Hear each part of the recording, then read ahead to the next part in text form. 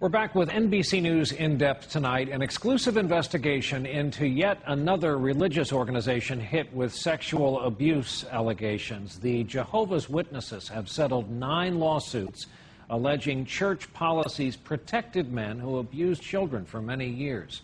In settling, the church did not acknowledge wrongdoing. Now, evidence has surfaced that leaders did know about some of the men, but apparently never informed authorities.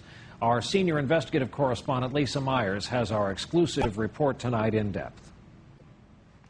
Frederick McLean is among the country's most wanted fugitives, accused of molesting children for almost a decade. His typical victims were young girls, I think starting around 5 or 6 years old. Authorities say McLean, who restored race cars, was a respected leader in this congregation of Jehovah's Witnesses. His role in the church was significant because we believe that his participation in the church gave him access to his victims.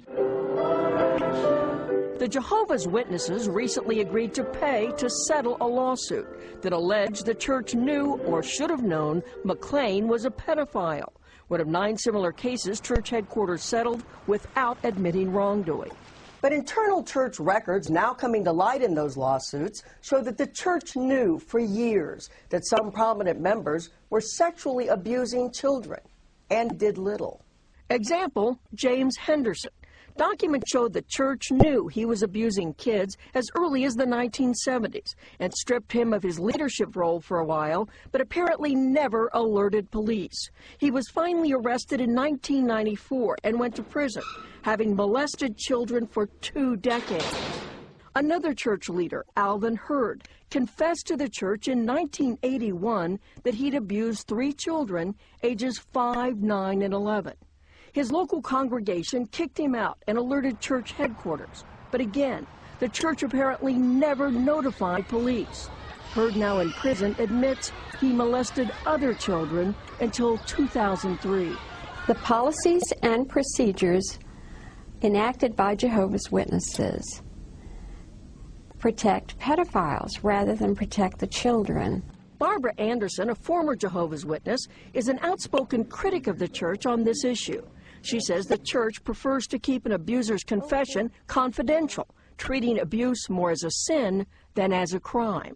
They do not report child abuse to the authorities unless it's mandated by a state for the clergy to do so.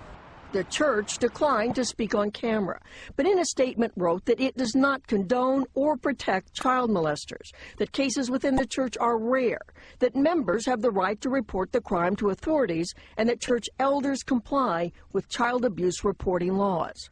But not all states require clergy to report child sexual abuse. That means some abusers get caught only if victims finally come forward, like Frederick McLean's accusers, who now want this alleged molester taken off the streets.